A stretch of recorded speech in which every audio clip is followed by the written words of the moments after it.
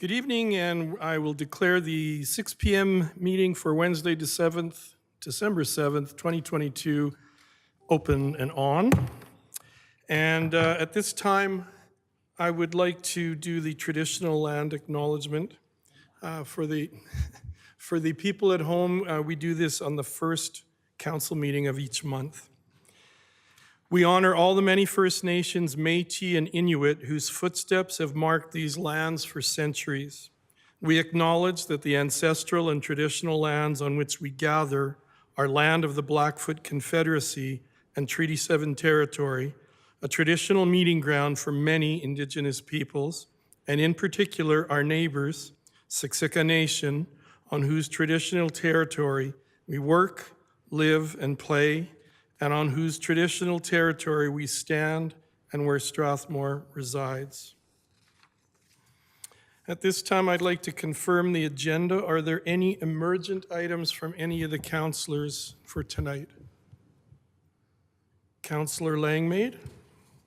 Thank you, Worship. I'd like to request an addition to the agenda this evening. One moment, please. I have the wrong thing open. Thank you. Sorry about that. I'd like to amend the agenda to include item 10.2.3, which is the Strathmore Library Board report from November 15th, 2022, and to have it also added to the consent agenda in section 6, please.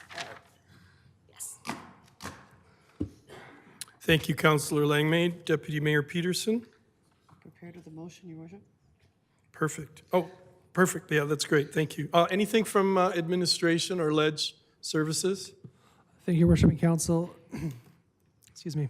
Administration is requesting that Council add the following item to the agenda. 8.9 Alberta Community Partnership Grant application to support the development of an intermunicipal development plan with Wheatland County. Thank you, Jonathan. And Deputy Mayor. Your Worship, I would move that Council adopt the December 7th, 2022 regular council meeting agenda as amended. Thank you for that motion. Oh, Councillor Montgomery, I'm sorry. Pardon me. I just wanted to make sure that there was a couple of, well, actually just the one, I believe, with regards to the Aquatic Center. I'll be making a motion, I guess, or I think it's, is it a notice of motion or a motion? I would assume it's a motion, Jonathan, and that's going to be where we're dealing with the financial or the budgets. Thank you, Your Worship and Council. I believe Councilor Montgomery is referring to item 10.5.2, the notice of motion for the Aquatic Center. Okay. Thank you very much. That's right. Thank you, Jonathan. And that's in the agenda. We can just accept that as a friendly amendment to the motion, Your Worship. Thank you. Thank you. So I'll call the question. All in favor? And that motion is carried. That brings us to the public hearing. We have two public hearings tonight.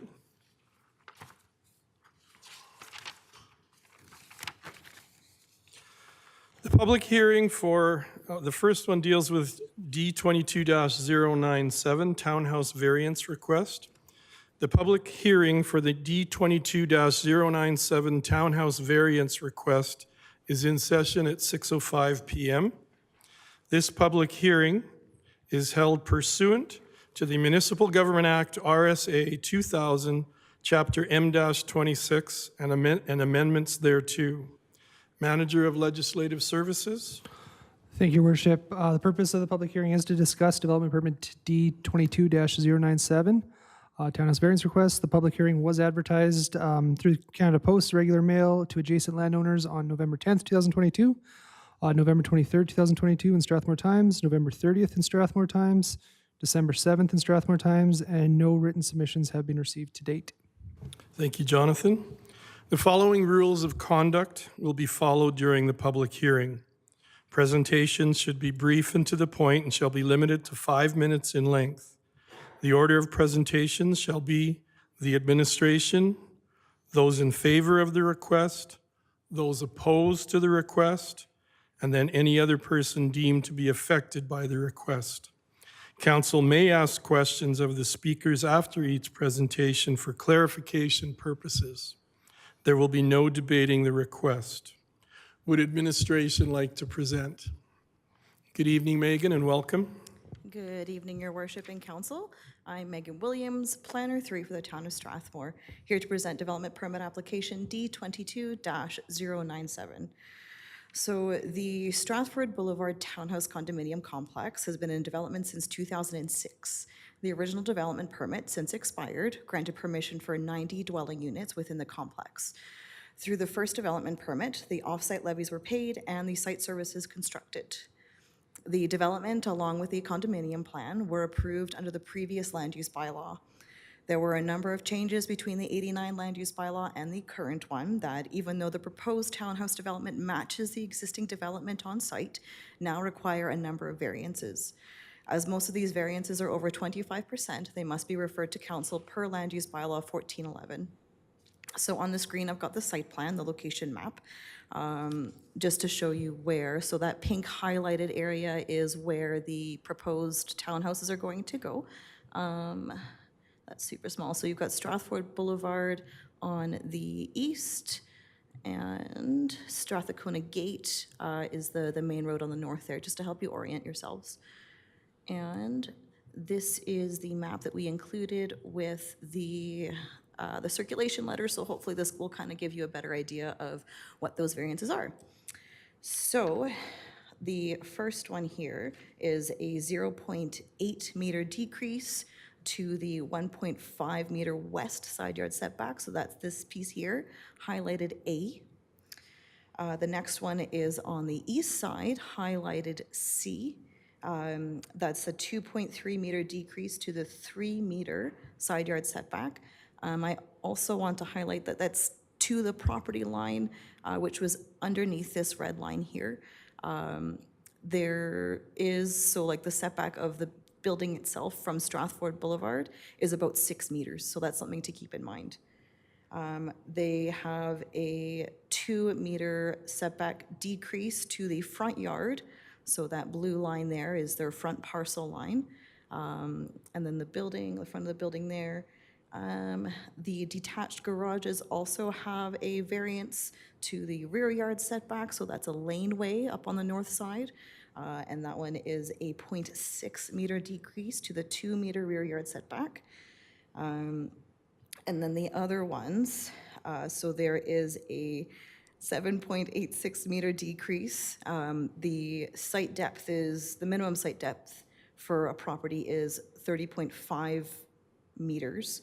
So that's just the length of the property. So that's that E line there, and that's for all of the parcels. And then there's a couple of minimum lot area variances as well. So the 4 internal lots here, 76, Unit 77, Unit 78, and Unit 79, have a 46.18 meter squared decrease to the 175 meter squared minimum. And then the end units, Unit 75 and Unit 80, have a 30.33 meter squared decrease to that same 175 meter squared minimum lot area. A new regulation in the land use bylaw from the 89 version is that multi-family developments need to have bicycle parking, both internal and external. So we're requesting a variance to that as well, because these are all privately owned, and there's no, like within their condo bylaws as well, they have restrictions for store, like you can't store your bikes outside. It just doesn't make sense to have like a indoor bike parking or external bike parking. So they're asking for a variance for that too. Okay. So those are all of the variances. So whenever staff reviews a variance request, we ask 4 questions: whether those variances will unduly interfere with the amenities of the neighborhood, whether it materially interferes with the use of the neighboring parcels of land, whether it materially interferes with the enjoyment of neighboring parcels of land, and whether it materially interferes with the value of neighboring parcels of land. So in staff's opinion, the answer to all of the above questions is no. So we did receive a couple of comments, which we've either accommodated through some of the conditions in the development permit or through requested changes to the site plan. The proposed development permit itself is fairly typical for a multifamily development permit. So we have two pre-release conditions. I'll just pull that guy up now so we can take a little look. So we've got two pre-release conditions on there, that the landscaping cost estimate and the securities are provided to us, as well as the Calgary growth charge. So that just means that they have to provide those to us before they can break ground. All of the other recommended conditions on the development permit are granting permission for the variances, tying the development to the land use district, the specific use that they're proposing, and tying it to the plans, and requiring the builder to provide a grade certificate to us once they're finished, and then requesting that they reach out to us prior to connecting to municipal services. Hopefully you've taken, so there's all of the variances, as I discussed previously. There's the grading and landscaping section, and then the notes. So the notes are, they're attached to this development permit. They're just supplemental information for the proposed conditions, just to kind of help us follow along, like what the intent was, that kind of thing, reminders as the conditions get completed. So that does conclude my presentation. I am more than happy to answer any questions that council may have. Thank you. Councillor Mitzner? So the original proposal was for 90 dwellings. So this one for the 6 dwellings, is it the same owner as the 90 dwellings? Because that permit's expired. Right? Isn't that what that says here? I apologize, I'm not quite sure I understand. You're asking if the builder is the same as the original development permit? Yeah, because you say the development permit expired after 2 years. Yes. So has this been sold to someone else to do 6 units only? Or is it the same developer of the 90 dwellings? I see, it's the same developer. Okay, so can an extension be granted? Not at this point. The extension has to be granted prior to the expiry. Okay, thank you. Any other questions? Your Worship? Deputy Mayor Peterson? Megan, I'm referring to page 10 of 330 or page 2 of 3 of your notes. And it is just under the grading and landscaping, and just a reminder for me. I note that securities are retained under the development permit. Is that something that's standardized? Is it new? Is it changed?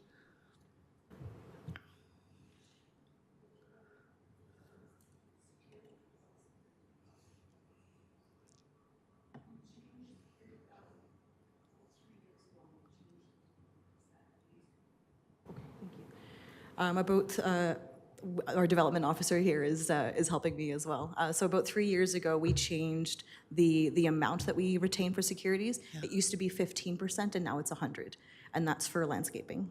Right. Okay. And then I also note where you say that drought-resistant and Chinook-tolerant grasses and plants are recommended.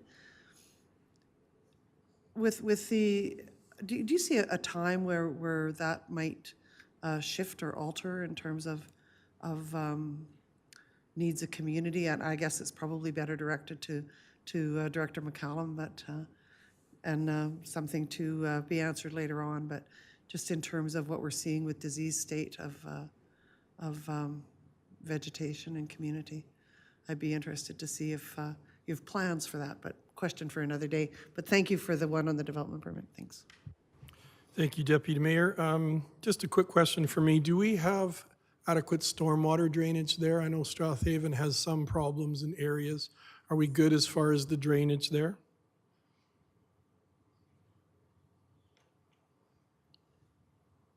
Yeah, the servicing studies and all of that were completed with the original development permit, Okay. and so they would have been built to standard at that time. Okay, thank you. Any other questions? Oh, Jason, thank you. Thank you very much. So my question has to do with the alley lighting that's been suggested by the RCMP. So are we actually mandating that they have lighting for the alleyway?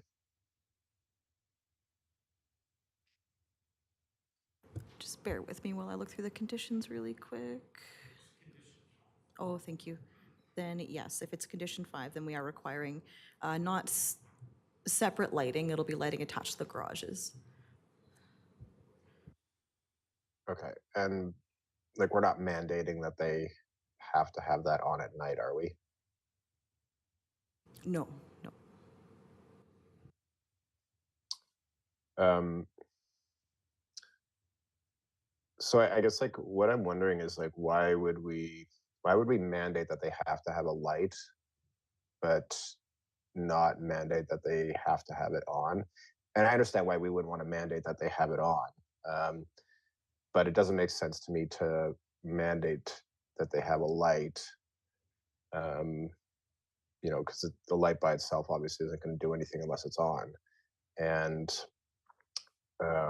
like I get why the RCMP is suggesting, and I think it's a good idea for them to have a light. But I guess I'm just wondering.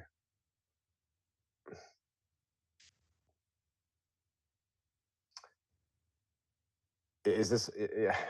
I guess like I'm wondering why we are forcing them to do something that's in their best interest, but isn't really going to solve any issues by itself if it's not powered at all times. That's a fair point. We wouldn't be able to control when they have their lights on through the development permit. Potentially what we could do is we could amend that condition so that it says that it has to be like motion triggered. That way, if there is movement in the back alleyway, then those lights will flick on. Okay, and is this supposed to be like just public safety, or is it supposed to be like to protect the property of the property that's being developed? From what I understand, if I'm interpreting the RCMP's comment correctly, it is for public safety and for visibility as folks are driving up and down that alleyway. Okay.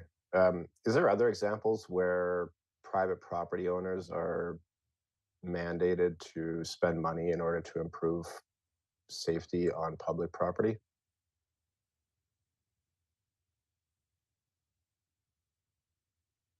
Typically, we only require it, or in the past, we've required it for businesses. Okay. And I guess so. What I'm wondering as well is this something that the town will be moving towards as a practice? Is like mandating that private property owners spend money to improve the safety on public property?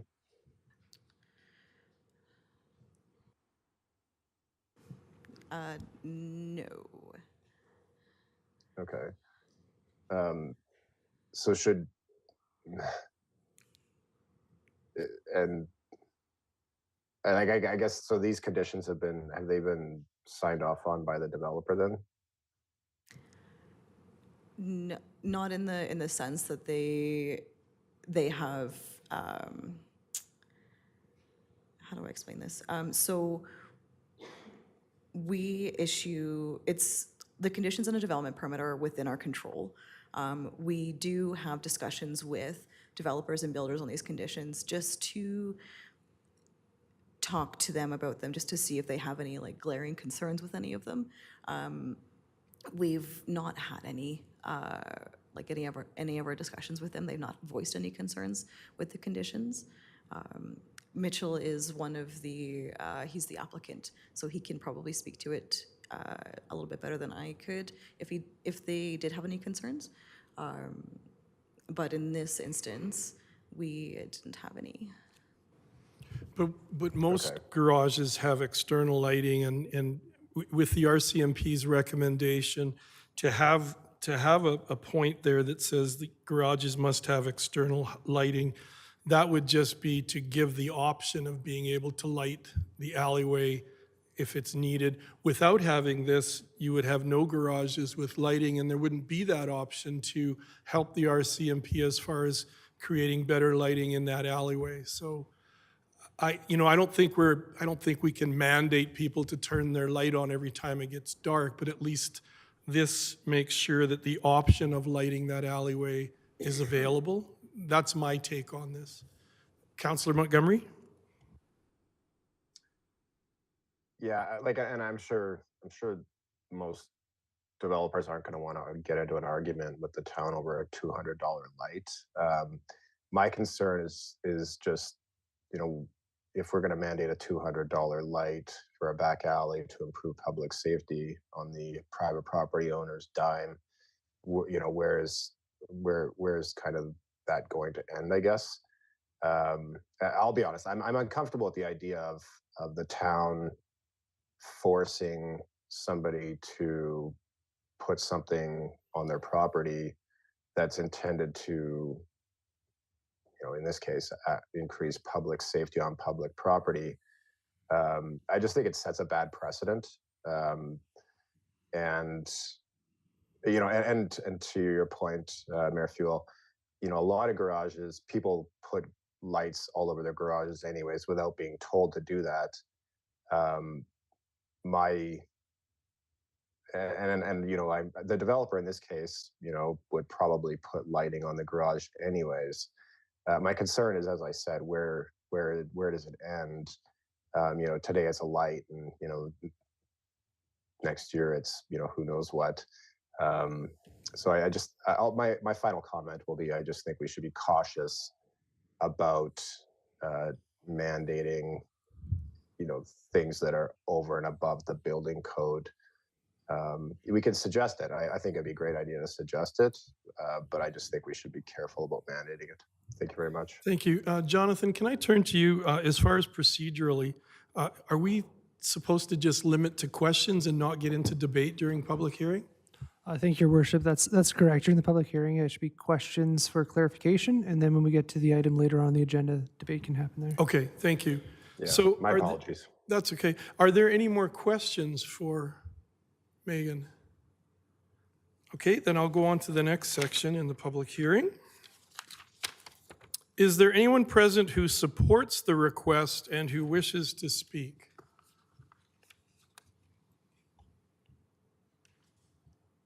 Is there anyone present who opposes the request and wishes to speak?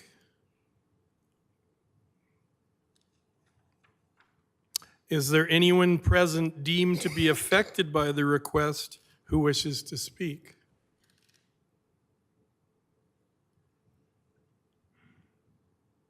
And are there any more questions of clarification from council? And seeing and hearing none, the public hearing for the D22-097 Townhouse Variance request is closed at 6:24 p.m. The public hearing for bylaw 22-25, being a bylaw to amend the land use bylaw number 14-11, is in session at 6:24 p.m. This public hearing is held pursuant to the Municipal Government Act, RSA 2000, Chapter M-26, and amendments thereto. Legislative Services. Thank you, Your Worship and Council. The purpose of the public hearing is to discuss bylaw 2225. First reading was given during the October 19th, 2022 regular council meeting. The public hearing was advertised through Canada Post regular mail to adjacent landowners on November 4th, on the town's website since November 3rd, November 8th on Facebook, November 23rd in Strathmore Times, November 30th in Strathmore Times, December 7th in Strathmore Times, and no written submissions have been received to date. Thank you, Jonathan. The following rules of conduct will be followed during the public hearing. Presentation should be brief and to the point and shall be limited to 5 minutes in length. The order of presentation shall be the administration, those in favor of the bylaw, those opposed to the bylaw, and any other person deemed to be affected by the bylaw. Council may ask questions of the speakers after each presentation for clarification purposes, and there will be no debating the bylaw during the public hearing. Would administration like to present? And good evening, Dallin, and welcome. Thank you very much, and good evening, Your Worship and Council. I'll just have a brief overview of the land use amending bylaw number 2225. This one concerning the redesignation of a vacant parcel on Green Meadows Crescent. So for a bit of background, and the subject parcel is just pictured on the screen there. Endmost unit of a sixplex on Green Meadows Crescent was subdivided in 2021 to create 2 lots, one that contained the existing dwelling unit and another vacant lot to its east.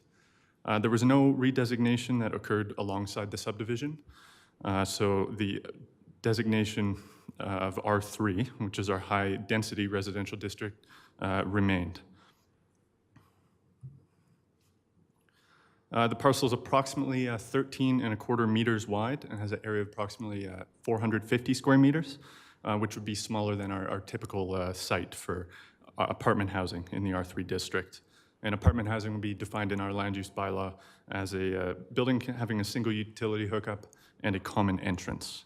So as a result, any development permit application for apartment housing would require that development permit is referred to council in accordance with the land use bylaw, as it would require variances to site width and site area in excess of 50%. Attached housing is another permitted residential use in the R3 district, but the parcel has since sold, and the new owner is instead pursuing a redesignation to the R2 district overlay to facilitate the development of duplex housing. And duplex housing, defining the land use bylaw as 2 dwelling units with one above the other.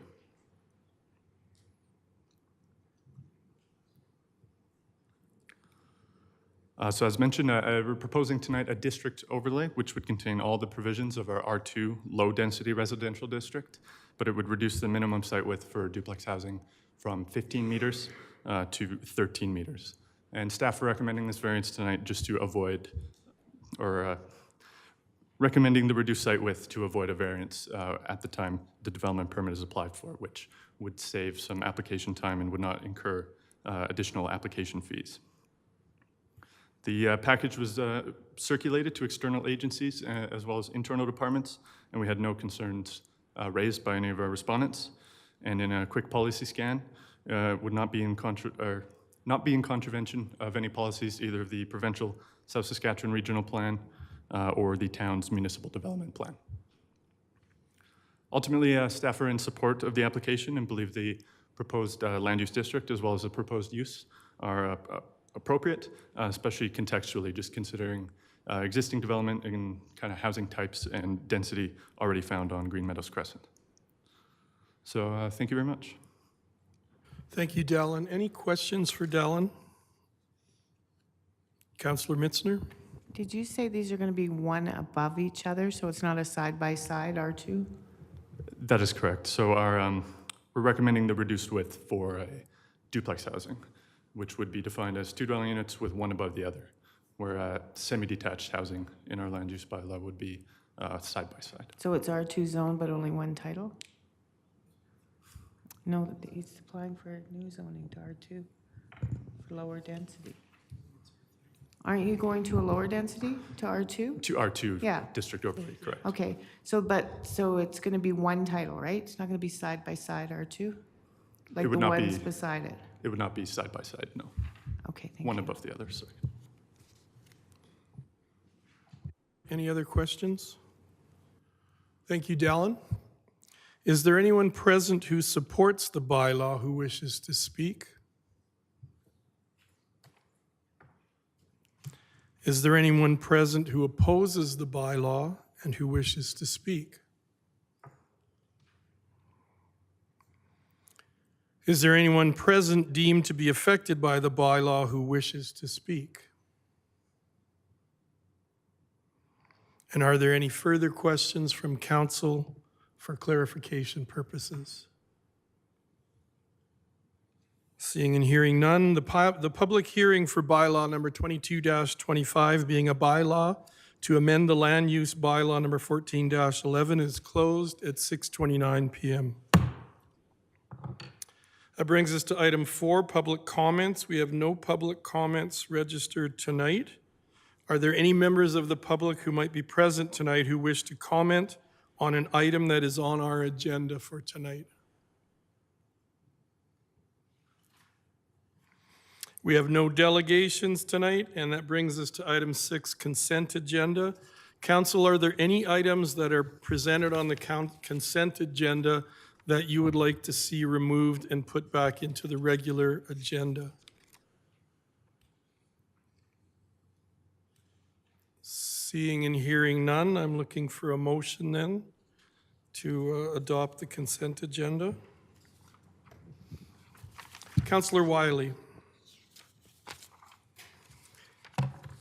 Got to get up mighty or early, Councillor Langmaid, to beat me.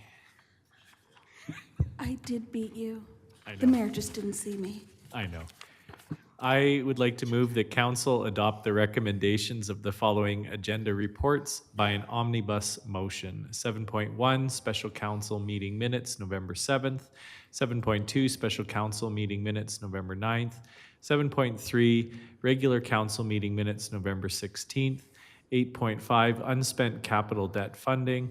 8.6, repayment of borrowing bylaw 20-08. 2020 Emergency Needs and Working Capital, 8.8 Marigold Library System Agreement Amendment, 10.2.1 Marigold Library Board Meeting Report, November 26th, 10.2.2 Wademsa Report, November 15th, 10.2.3 Strathmore Library Board Report, November 15th, and 11.1 Wheatland Regional Partnership Letter regarding rising cost of Alberta utilities.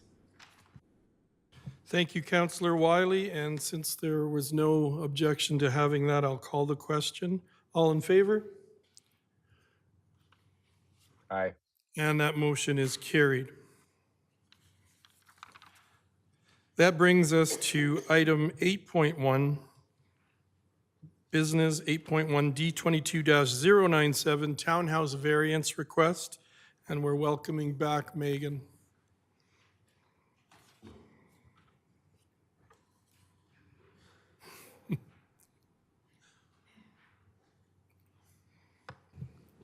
Good evening again. Megan Williams, Planet 3 for Town of Strathmore, back again with D22-097. I won't redo my presentation, but the application is for a 6-unit townhouse with a number of variances. Staff is recommending approval with conditions. And that does conclude. I am here for questions. Yes. Deputy Mayor Peterson? Your worship, I would move that council approve development permit application D22-097 for a 6-unit townhouse with variances, subject to the conditions listed in attachment 1. Thank you for that motion, and now we have a motion on the floor. Is there discussion or comments on the motion?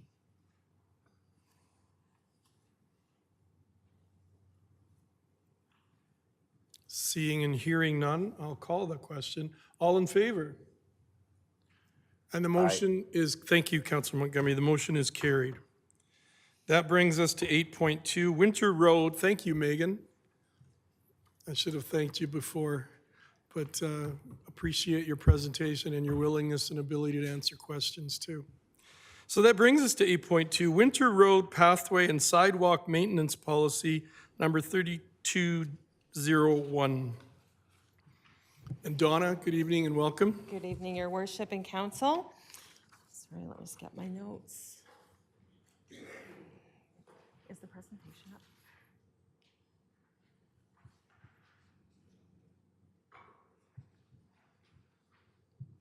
Is the presentation up here? Yeah, thank you. I'm just going to wait for him to pull up the maps because I'd like to refer to them during my presentation.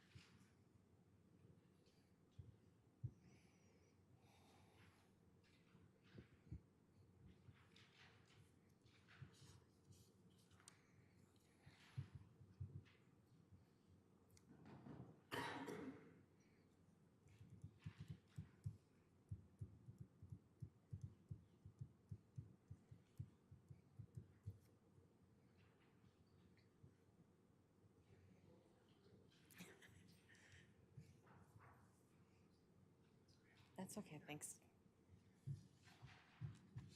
In particular, I'm just looking for the maps. Yeah.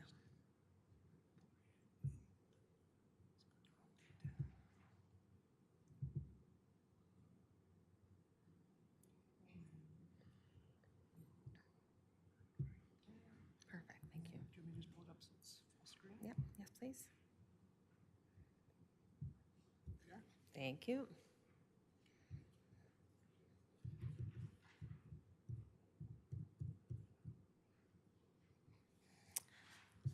All right, good evening.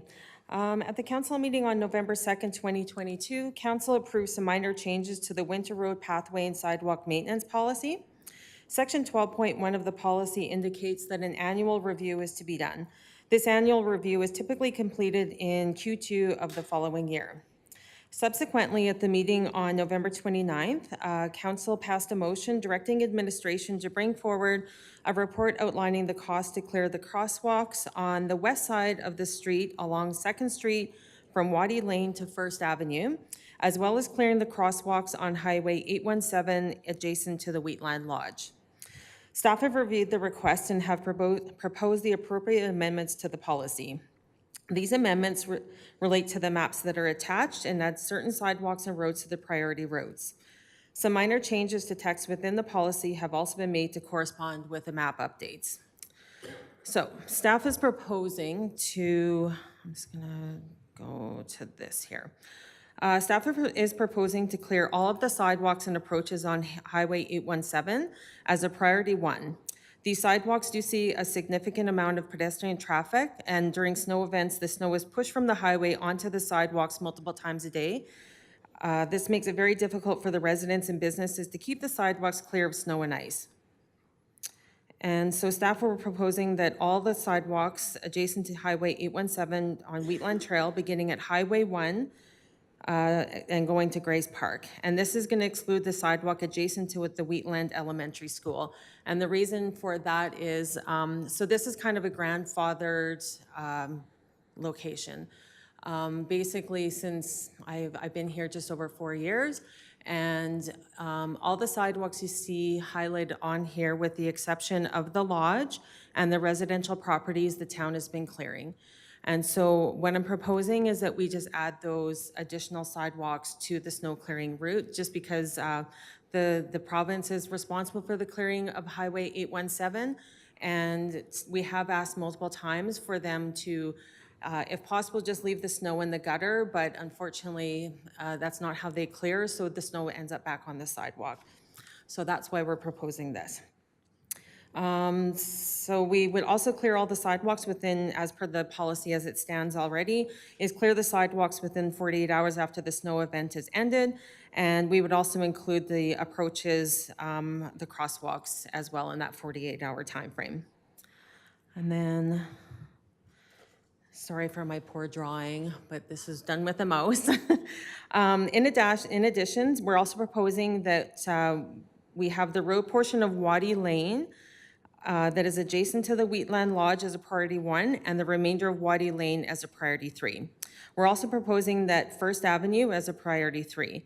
And the reason for this is that if we clear only the crosswalks, we would create a hazard for the vehicle traffic, as there would be a significant dip in the crosswalk from the little plows that come along and would clear that. And so the crosswalks on the west side of the street along 2nd Street from Waddy Lane to First Avenue would be also cleared as a priority 1 and would be completed within 48 hours after the snow event has ended. And so just a few things to consider. That just implementing the proposed changes to the policy would require a little bit more staff time and resources. This means that also that some of the lower priority routes and areas will take a little bit longer for us to respond to during some snow events. We've also looked at the increased level suggestions here, and we've determined that if we increase the budget by about $5,000, that we would be able to do this. This would equate to approximately 39 visits to each street and sidewalk and crosswalk in a year. And so even though these may be unpredictable, the snow event may be unpredictable, the increase will ensure that sufficient resources are available to complete the work in accordance with the suggested policy amendments moving forward. Any questions, concerns? Thank you, Donna, for your presentation and your clarity. Questions for Donna from council? Councillor Montgomery? Thank you. And yeah, thank you very much, Donna, for this estimate. I am wondering about if you could give me an idea just separately what the crosswalk, what that would cost extra per year.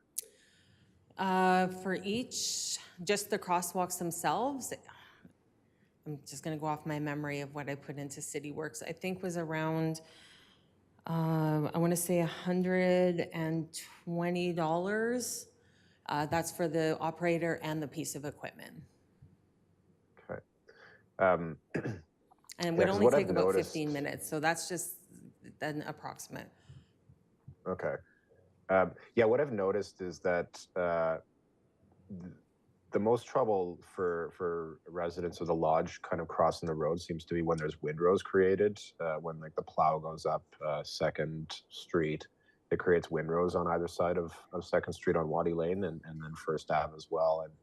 And so that's why I was just kind of thinking they could just kind of like, you know, kind of somehow just kind of scoop that windrow up somehow. But I guess so I certainly support the idea of doing something about the crosswalks, even if it's just kind of clearing up the windrows. I guess I'd be curious to know what the rest of council thinks about, you know, clearing the other parts of the sidewalks. Like I understand the lodge has a hard time, you know, kind of dealing with the after effects of the clearing of 817.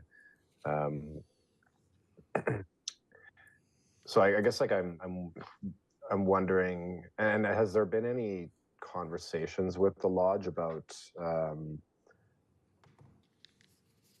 you know, I guess about what their capacity is? Like I understand they're not able to, like, and I have seen them actually, like, you know, like when, especially when it gets, you know, like frozen, there's frozen slush or whatever that gets kind of pushed up onto the sidewalks, and you know, it's obviously hard for them to deal with that. I'm just wondering about, I guess, what the precedent is, like, you know, if we're kind of setting a precedent here by, you know, taking care of certain sidewalks for people, but not other sidewalks for people. And yeah, and I guess I'm wondering as well about, you know, if this should remain the responsibility of the lodge, since it's like on their sidewalks essentially. I certainly support the idea of doing something about the crosswalks because that's kind of our territory, let's say. But I'm I guess open to be convinced about the reasons behind the other ones. But thank you very much, Donna. Can I just comment on that? You bet. So, Yep. just in my experience with the 817 is Wheatland Lodge, when the snow first falls, they've always got the sidewalk clear by the time we get there. And so when I say about this being grandfathered, like a lot of the businesses and the residents along 817 do clear the snow, but it's whenever the contractor comes after the fact and there's all the sand and salt and everything in the slushy snow, and you're right, it does get frozen. And this is where we basically have always just put the machines on there just to help clear that remnant of the contractor, basically. And I do think 817 is a bit of an anomaly compared to the rest of the town because, I mean, my operators are as careful as possible not to put snow back onto sidewalks and, you know, in a circumstance where, you know, they'll turn a corner or something and let's say they dump an entire plow blade of snow onto a sidewalk and a resident calls that in, we don't just expect them to go shovel it. We'll go take our machines and go and clean that sidewalk off for them. So that would, you know, that's where I kind of am on the 817 is it is a little bit different of a circumstance compared to the rest of the town.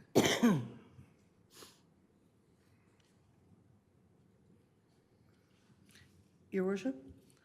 Deputy Mayor Peterson? I'm prepared to move the motion so that we can move into the debate discussion Your worship, if you would. Yes.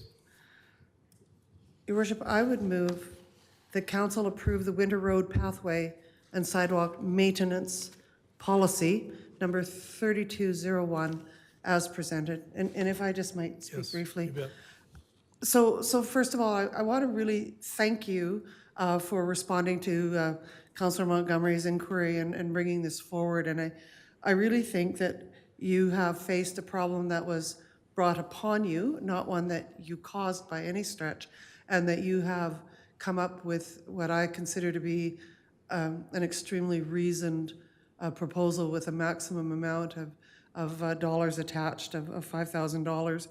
And when I think about this, and I think about not just the lodge, which is the much smaller part, but the 817, which, as you noted, is an anomaly cleared by through a contract to Alberta Transportation.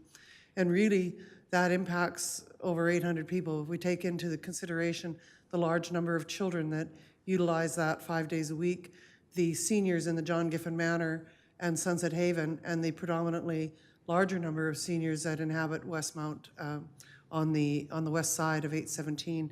I think that you have come up with something that is really creative and really pertinent to the exact problems that we're facing.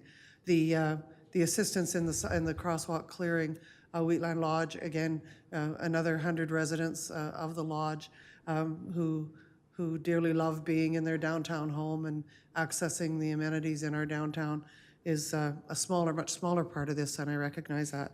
I'm very much in favor of what you've presented to us. I recognize, as you said, that this will happen in those times when you can accommodate, and that is a careful consideration. Really appreciate how you've gone about this. I see it as being extremely useful to a significant portion of the population for a very, very reasonable cost, and I really appreciate the time and effort that went into it. Thank you. Thank you. Thank you, Deputy Mayor. Now that we have that motion on the floor, is there further discussion or more comments on it?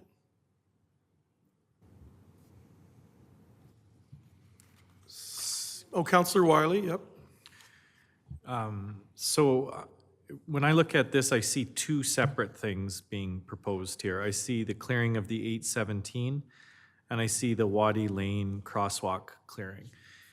The 817 clearing makes a lot of sense to me. I can't imagine how frustrating it'd be to be a resident or a business along that stretch, have your contractor or yourself clear the snow, and have it plowed over again. So I really appreciate the 817 clearing changes. My concern with the Wadi Lane one is a little more difficult to express because, of course, I would hate to see our seniors out there navigating drifts of snow across crosswalks. But at the same time, I see in the policy that the administration recommends that we consider all residents and businesses to provide a fair, consistent, and sustainable level of service. My concern is that if we make this change to the Wadi Lane residents, that other stakeholders could then very rightly ask for similar levels of service. And at 39 visits a year, that could become an incredibly expensive change that we're starting here. So we either have to be prudent tonight and just say, we're not prepared to make the Wadi Lane changes, or we have to be prepared to answer other residents coming to us and saying, well, if you're going to do that for the Wadi Lane residents and seniors, then here's my list of reasons why I think you should do it for me as well. So I'm, of course, would like to help the seniors down there, but I just can't support something that's going to cause us problems in the future and just problems in the future. So I will be, I'm hoping I could make an amendment to that motion, but maybe I'll let the other councillors talk if they have something first. Any other comments from councillors? Deputy Mayor? I just have a question pertinent to Councillor Wiley's valid remarks, and that is there anywhere else in our community, like I can think about Sagewood, but walkability there is different. They're not coming into the downtown. Is there any other place in town that would hold the number of senior residents akin to the lodge, John Giffen Manor, and Sunset Haven in their proximity to the downtown? To my knowledge, it's the Lodge in Sagewood, and Sagewood, they have contractors that do their portion of the sidewalks, and then there's the pathway system that goes in behind Sagewood that we manage ourselves. And we clean all of those pathways on the That's correct. walkability side Yeah. for them? That's Yeah. correct. Thank you, Deputy Mayor. Councillor Mitzner? I think it's an ongoing problem on our blue routes too, because our main drag's Thomas Drive. There's been a lot of seniors trying to maintain a lifestyle in their own homes, and they can't get out to their cars over the little pieces of snow. And again, Center Street too, when they can't get in, open their car door because there's that dump of snow right beside the car. Thank you. Yeah, and unfortunately, that is the snow storage location. And I mean, if council wanted to ever visit what would instigate a snow removal, that would be something we'd be open to as well. But right now it is, removal is at 100 centimeters, which is at approximately 3 feet. Thank you for that. Councillor Montgomery?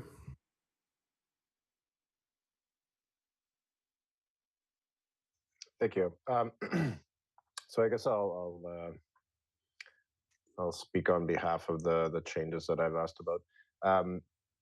So I actually think that there's probably more of a case to be made for fixing the crosswalks at Waddy Lane and First Ave. I think there's more of a case than with the 817 almost, because in the case of the 817, there's a contractor that's pushing snow from the road onto the sidewalks, or in kind of. And I've also noticed like the ramps up onto the sidewalks, they tend to get kind of quite filled on that road there as well. And so that's something that's created by a third-party contractor. It's a problem that's created by the third-party contractor, and so it's certainly, and then that's pushed up onto sidewalks, which are for the rest of the town, are the realm of responsibility of the property owner.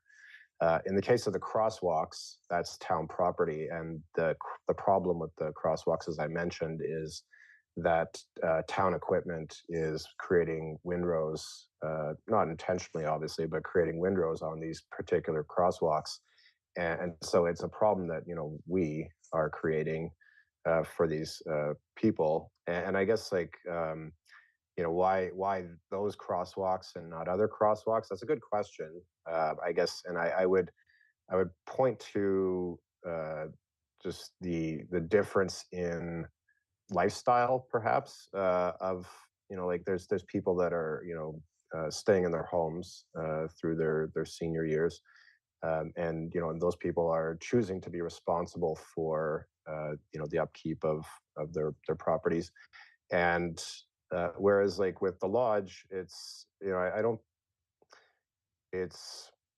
it's a higher concentration, first of all, of people that are of senior age, obviously, and so I think it's a way to, first of all, kind of it's a way to kind of get good value, I guess, for our dollar, because there's kind of a more people concentrated there, but just in general, the people at the lodge are probably, and I don't mean to be disparaging in any way at all, but the people in the lodge are probably on average less able or less likely to be able to live independently. And I've personally seen people, seniors with walkers, which there's probably not a lot of seniors that live in I of course I don't want to generalize or stereotype, of course, but on average, I presume there's probably less seniors with walkers living independently in their homes than there are seniors with walkers living in the lodge. And I've personally seen residents of the lodge struggling to cross the crosswalks there due to like I said, the windrows that have been created. And so I just think that since it's a problem that we are responsible for creating, but also because it's our property, I think that's where it's a bit different. And so for those reasons, I think it's reasonable that we do, and for the fairly minor cost as well. And so I guess you could look at it this way: we're creating a situation where or we're solving a problem that we're creating that will allow the residents of the lodge to be able to continue to live somewhat independently, or as independently as possible.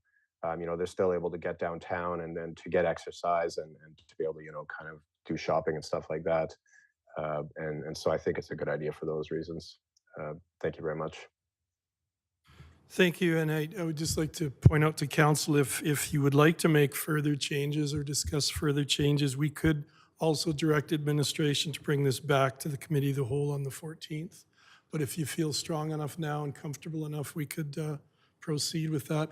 I would be in favor of this, following Councillor Montgomery's line of discussion, that there's a large number of seniors at the lodge who may be physically impaired and may need to have walking help, and this definitely helps correct that situation, helps make it better for them. So I would be in favor of this. So is there further discussion, or does anyone want to refer it to the 14th?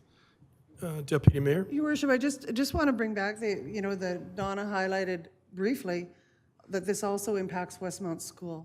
And I think, I've either taught or had children attend every other school in our community.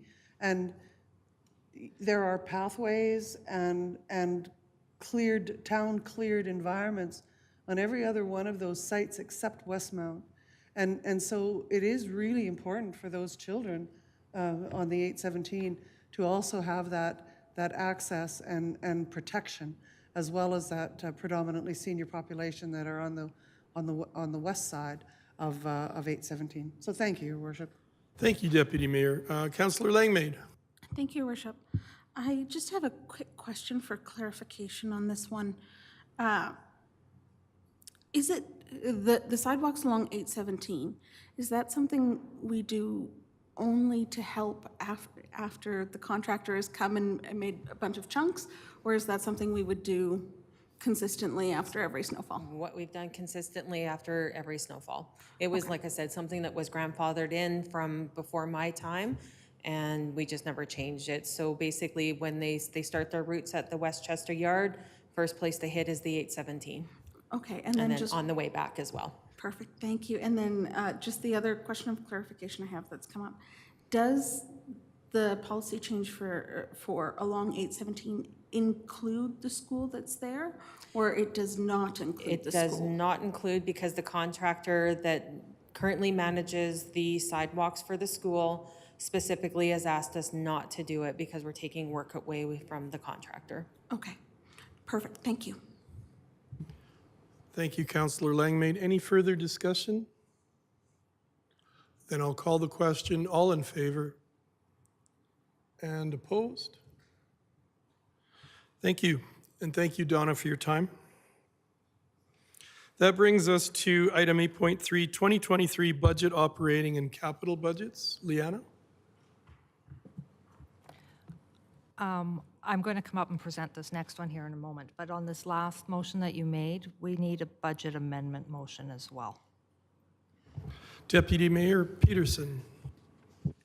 Your Worship, on the Winter Road Pathway Sidewalk Maintenance Policy 32-01, I'd like to move that Council approve a $5,000 increase to the Winter Road Pathway and Sidewalk Maintenance Program. Thank you for the reminder. Thank you, Liana. Thank you, Deputy Mayor. All in favor?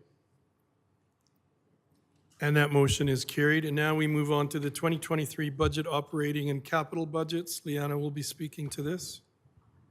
So thank you, Your Worship. I'm actually going to start off this Oh, good. conversation. Thanks, So Kara. thank you. So good evening, Your Worship and members of council. So tonight's budget presentation is focused on providing council and the public with a high-level overview of the capital budget and business cases that are currently within the budget. Administration originally started out with the proposed budget that included a 4.9 total tax increase. With the changes that council has made to date, this amount has been lowered to 4.5%. Once the presentation is concluded, we will be recommending that council approve the operating and capital budget for 2023 as amended with the change that you just noted. And with that, I'm going to turn it over to our finance team. Thank you, Kara. Thank you very much, Kara. So good evening, Your Worship and members of council. I'm going to take a step back just because not all members of public or people that are watching haven't been part of the entire council deliberations on our operating and capital budget. So I'm going to do a little bit of a repeat of what our presentation was last time. So I'm going to start off by thanking each one of you for your active participation in the council or the 2023 budget deliberations. As you recall, at the December 7th special meeting of council, the budget was presented to council and the public. CAO, directors, and finance presentations included a high-level overview of the capital and operating budgets. Then we started down our budget deliberations. On November 16th, we had requested from all of you council that all budget information requests were submitted to administration. For November 18th, administration then responded to all of your budget information requests. On November 19th, council members were to notify administration of any additions, changes, removals that council would like to be reflected in the budget. So then we started our debate on November 21st. So administration released a council meeting agenda with proposed additions that you guys had prepared for us, and we added them to under the consent agenda. Then what had transpired within that budget meeting is we had actually removed all of them from the consent agenda, and we went through each one almost individually. And thank you very much for all of that participation. So just for the public to know, council had provided administration with 27 individual business information requests. And lots of great information was shared with each one of those. So as we continued down on November 22nd, we debated each one of those motions to be seen within the operating and capital budgets. And then we continued on the 29th debating on any of the postponed motions that were shown on November 20, from the 22nd meeting. And now today, administration is here to present you with the final 2023 operating and capital budgets. So I'm actually going to bring Tom up here and get him to walk you through some of the changes.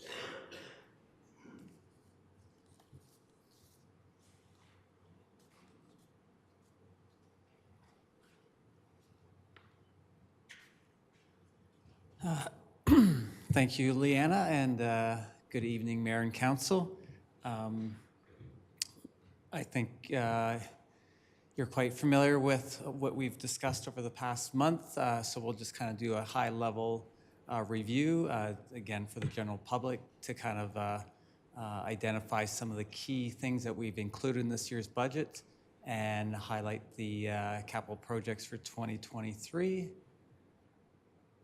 And then also discuss where we're sitting with our overall tax rate for the year. So once I can, get this to move.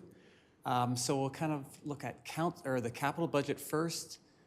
So we have approximately, I believe it's about 25 to 30 capital projects for the year. Some of the major projects identified here, big project for the roof replacement at the Aquatic Center. Is a significant one. And we have a major truck upgrade for the tandem truck at $500,000.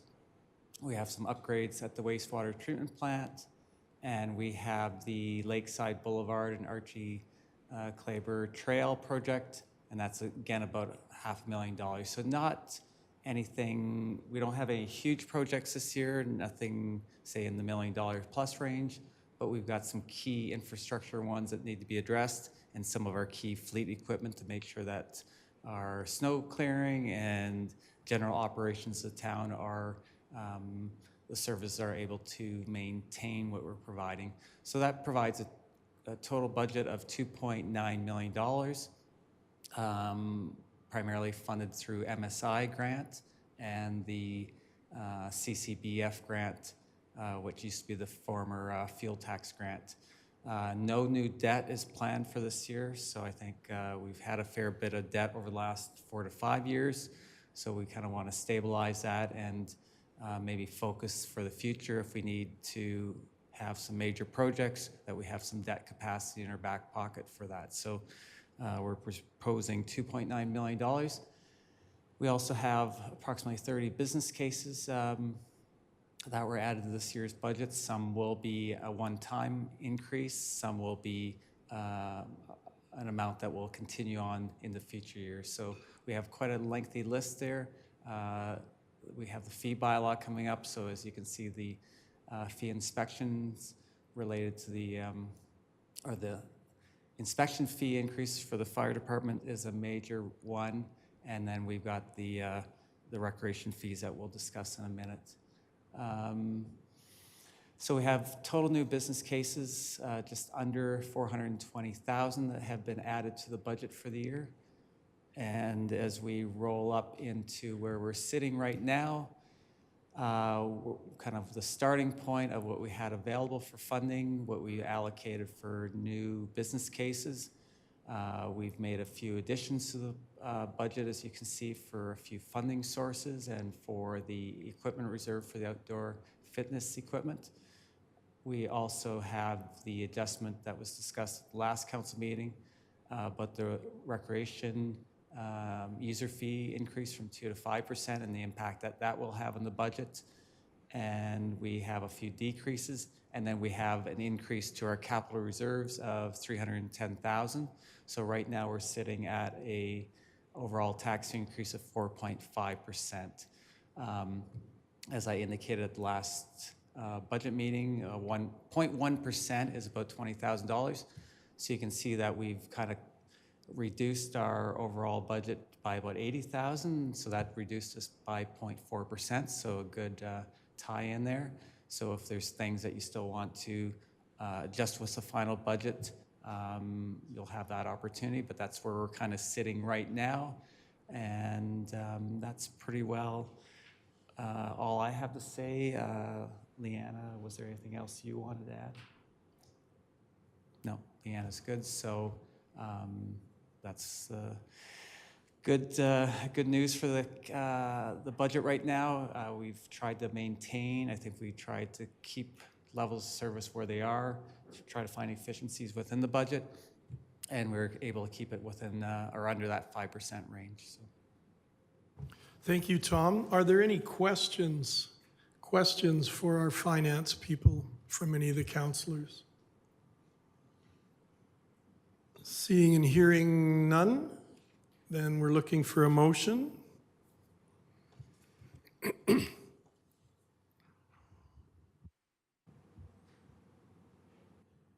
Councillor Wagoner. I move that council adopt the 2023 operating budget in the amount of $35,114,800 and the 2023 capital budget in the amount of $2,905,000. Thank you for that motion. And now that we have that motion on the floor, Jonathan? Sorry, excuse me, Your Worship and Council. Just quick point of clarification. After that motion to amend the agenda to include that $5,000 for the amendments to the policy, Okay. that operating budget amount would be $35,119,800. Okay, thank you. So is that, do we need to have the motion completely restated or? No. Okay. Does everyone understand on council what we're doing there? Yep. Perfect. Councillor Montgomery? I guess I possibly might need a bit of help here from administration process-wise. So I have a motion or an amendment that I would like to offer. Is now the time for that? Jonathan? Thank you, Worship and Council. I understand that motion wouldn't impact the budget number. It would just be directing administration to potentially purchase equipment with the operating amount, so it could wait till after the budget motion's voted on. Okay, thank you. And Thank I you. guess if I can make a comment about the budget Yes. process. I'll repeat myself. This has been the absolute best budget process by far that I've been through with the town. And I just want to thank administration for all of your hard work. I really, really appreciate it. So thank you. Thank you, Councillor Montgomery. And we do have a motion on the floor, so I'll call the question. Councillor Wiley. Well, I have to make a comment for anybody listening at home because I can imagine the emails coming now. No one wants to see taxes go up, but simultaneously, no one wants to see services go down. So this budget is not perfect, but it is a compromise. Our administration worked weeks and weeks or months beforehand to bring it down to below 5% before even bringing it to council. And then anyone who watched the process, as council, we debated and discussed item after item after item and saw the need for those services. And in some occasions, we're able to make some cuts. And so I will be supporting this budget due to the very modest property tax increase and the fact that there are no significant services being cut. So I'm just very pleased with the administration and with the rest of council in the work that we did on this. And so thank you, and I will be supporting it. Thank you, Councillor Wiley. That was well said. And if I could just add one thing, this is just a reminder to the folks at home that we also face the same property tax increase. We are not immune. We're not immune to having that. So we will be facing the same tax increase. But if you look at surrounding communities, some have been far higher. And again, the staff has worked super hard to ensure that they brought this down. And then, like Councillor Wiley said, we trimmed even more. So I'm satisfied with the efforts, and I'm very pleased with our financial team. All of you did a great job, so thank you. Any further discussion? And I'll call the question. All in favor? And that motion is carried. That now brings us to 8.4, Financing Utilities Policies, which is on page 152. And Leanna, you're speaking to this? Jonathan? Oh, Councillor Montgomery? Yeah, thank you very much. So I will, if I could make a motion. Yes. Thank you. I will move the council direct administration to purchase a TRX system for the Strathmore Motor Product Sports Center with funds coming from the 2023 operating budget. Thank you for that motion. And did you want to speak to it at all, Councillor Montgomery? Yeah, certainly. One thing that this council and the previous council as well and administration have been doing is looking for ways to add value to the various facilities that we have. And one idea that was suggested for the sports center was to add some sort of exercise equipment of some sort. And Councillor Corbeil from last term, she had the great idea of suggesting a TRX system. And I think that now is a great time to go ahead and do that. And this is for the public, for the public's knowledge, the product is between $300 and $400, and it will hopefully be installed upstairs in the track and will be a way for people who are using the track to also get some other exercise for other parts of their body as well. And I personally think it's a great way to add value for the money that people are paying to use the facilities. It's a great way to add value to what they get for their money. And so I think that it'd be a good way to spend that few $100s. And I hope the council will agree. Thank you. Thank you, Councillor Montgomery. Councillor Langmaid. Thank you. If I could just ask, thank you, Your Worship. If I could ask a question of Councillor Montgomery. Councillor Montgomery, could you please clarify what is a TRX system for those who are athletically uninclined? Yeah, absolutely. So TRX system, it's essentially just a strap, a strap that hangs on the wall, or you could hang it from a bar. It has grips or handles at the end of the straps. So basically the idea is you could grab onto it and you can do not necessarily pull-ups, but you can keep your feet on the ground and kind of do like rows, or you could, turn around, you could do dips or push-ups with it. And so it's just a way, it's essentially just a strap that would be attached to the wall with handles on it. Thank you. And is it, if, just because I'm not familiar with this at all, is it like a stretchy band, or is it a firm band? No, it's not stretchy at all. Generally, it's firm. It's I'm not sure what the material would be exactly, but yeah, it's firm. It doesn't stretch at all. And I in the email that I sent around, actually, I did include a link to an example of one of those.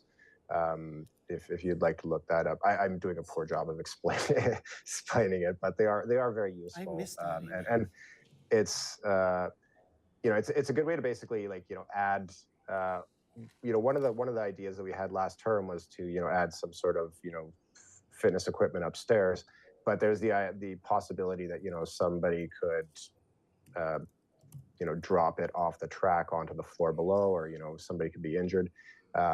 Whereas this being attached to the wall and just being a strap, it's a safe way to give people other options while they're up there without creating any sort of additional risk generally.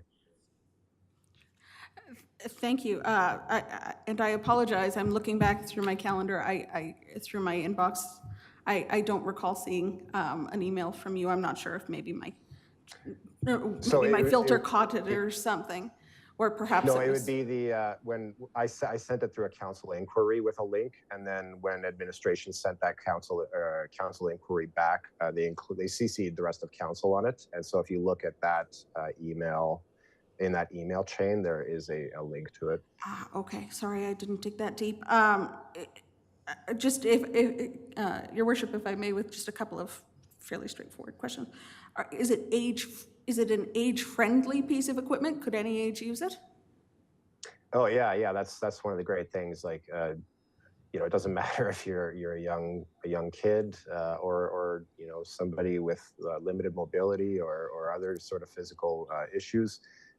It's kind of similar to what I was talking about before you're basically using your body weight. And so you can determine, how much of your body weight you want to, put into that exercise essentially, or how little you want to put in. So it's a really good way for anybody to be able to exercise.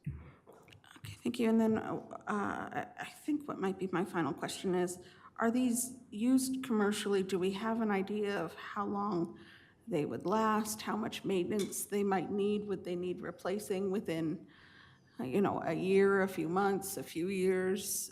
Do we have any idea of what that might be? And also, does it require is there a risk of injury to the people using it if they haven't used that equipment before and there's no direction on how it be used?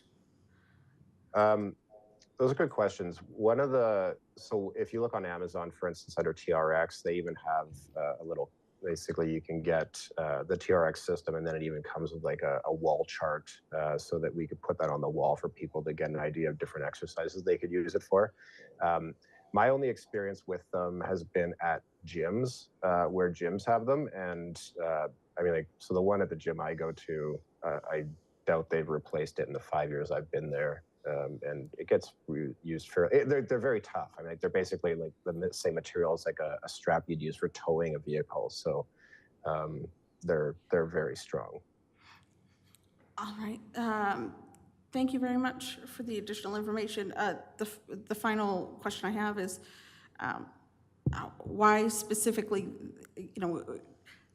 specifically this system? You've narrowed it down to the specific brand of the system that we should purchase, and I'm wondering, did you do any research into other systems before you came to recommend this one? It's just one that I'm familiar with, and I'm not stuck on the brand. It's the only one I've come across, to be honest, of that particular thing. But it's essentially just straps that are attached to the wall. So I'm sure there's other options available, and I guess the good thing about TRX is it's a fairly older brand. Like I think it's been around for at least 20 years probably at this point, and so it's yeah. I guess there's kind of I have some confidence in that particular brand as a result, but I'm not saying we should necessarily. I would say let's invest in a system like that of some sort. Okay, thank you. Those were all my questions for clarification. Thank you, Councillor Langmaid. Deputy Mayor Peterson? Thank you, Your Worship. Worse than Councillor Langmaid, I'm recreationally challenged, and so when I Googled the TRX system, the first thing that came up were the 6 sins of TRX, and they talked about things like hamstring pulls and starting incorrectly and stopping incorrectly, and so you know, and that was just the beginning. But when I went into it, I did see, you know, that it is something that is a common practice in gymnasiums. The reason that I can't support the motion is that if something like this were to come forward, I want to see it come forward in the fullness of our recreation development plan, and I want to see it come through our operations and in terms of the bigger picture. And there are lots of bigger picture things in our recreational plan that we have that includes enhancements to several of our existing recreational structures, and some of them include gym enhancements. So I'd like to see it come forward in a fulsome way and not in a piecemeal way. I don't think that there's anything wrong with this. I just don't want to see it come through this process. I'd like to see it come through the expertise that we have in our recreational operations process, and look at it in the fullness of liability, compliments to community, compliments to existing facilities, and I'd like to see it in the fullness of that, Your Worship. That's the only reason I can't support the motion. Thank you, Deputy Mayor. Councillor Wiley? I also cannot support this motion. It's certainly not the money, but I cannot support a motion that's going to compete where municipal government is going to compete against local businesses. So this is a service that's already been being provided by our local gyms. And for us to step into that would be then directly taking away the ability for a local business to provide this service. And I can't support something. And also I just didn't have enough time to review this or to look into it on a deeper level. So I won't be supporting it tonight. Councillor Montgomery, would you be willing to, I guess we would decide as a council since we own the motion, what if we put this off until the new year? Is that a problem as far as this motion concerning the budget?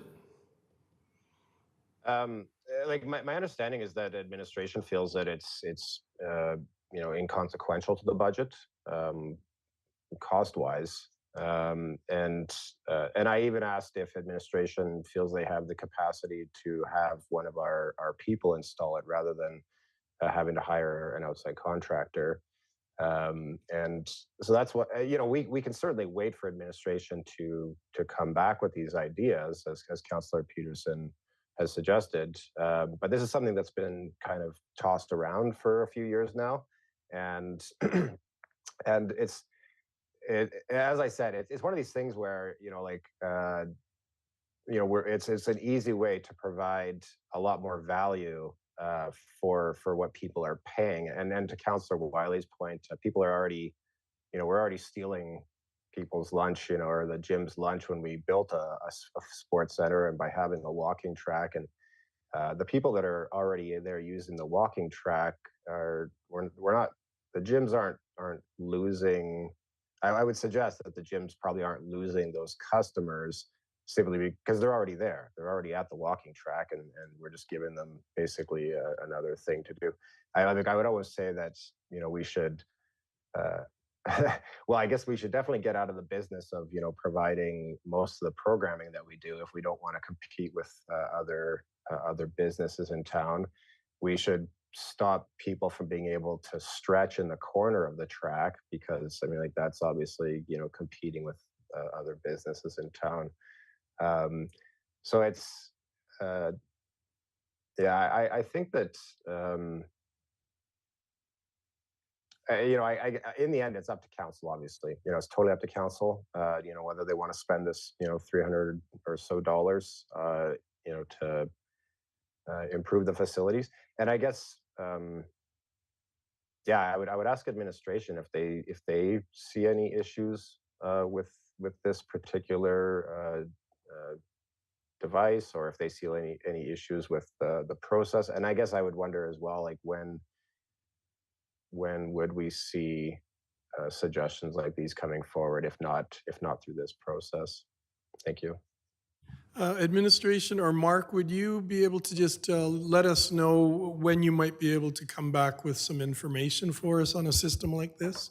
Yes, Your Worship, and through the chair, just to refresh council's memory, one of the business cases and one of the capital projects that was submitted by administration was these type of enhancements. In fact, actually, one of the systems that Councillor Montgomery recommended, but due to the prioritization matrix that council approved, it didn't receive funding. Now again, that was a bundle of extra purchases as opposed to a one-off system. But we can definitely bring back some of the pros and cons to it in council soon into the new year. Does that sound amenable to you, Councillor Montgomery, that it would come back to us? Yeah, I mean,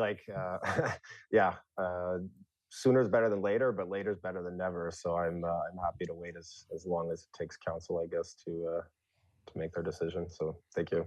Okay, thank you. So are you withdrawing your motion then for tonight? I'll move in a. Hold on. Yeah, I guess Councillor Wiley? I don't think we need to it's a $400 purchase. I think we could just vote on it tonight and see what happens, unless Councillor Montgomery would like to withdraw his motion. The only reason I suggested it is I honestly, I'm like Councillor Langmaid, I'm not really familiar with the system, so I feel strange getting behind something that I don't know anything about. But if it could come back to us where we could read up on something, or I could take some time and go on YouTube and see it, that'd be great. Yeah, so I guess I could move that we postpone this item until administration can bring back some more information about this system and about the cost involved. That'd be, yeah. So are you withdrawing your original motion, or? Well, no, I'm moving to postpone it until we get more information. Okay, so we have a motion on the floor to postpone this agenda item until administration brings it back to us. That's not what he said. Isn't that what you said, Councillor Montgomery? Just now? Yeah, because I've already made the motion, so I'm moving to postpone that motion, I guess. And Ledge Services, Jonathan, just to make sure we're doing the right procedure, are we good with that? Thank you, Worship and Council. So if I understand, this would be very similar to what we did during the budget process when we deferred motions to future meetings. So this would be procedurally fine, yeah. Okay, thank you very much. Councillors, if you're comfortable with that, I'll call the question. All in favor? And opposed? And the motion is carried. Thank you. Thank you. And that brings us to 8.4. Finance and utilities policies. Leanna, you're speaking to this? I am speaking to this one. So once again, good evening, Your Worship and Council. Going back to October 19th, administration brought back to council the property tax relief policy. That was all came from, we had two delegations that came to council on October 5th, where they had, one was asking for a waiver on property taxes and one was asking for a waiver on utilities. So following the closed meeting portion of the council meeting, council made two motions. One directed administration to develop policies regarding the tax penalty waiver and the utility waivers, or utility fees waiver. Administration then prioritized that the property tax waiver was more important because it took less research, because we had already had sample policies already in our back pocket. So now, on December 7th, administration is back to council with two additional policies. Our first policy is one for forgiveness of penalties on utility bills for hardship cases. This ensures that we have fairness to all taxpayers. We're financially sustainable.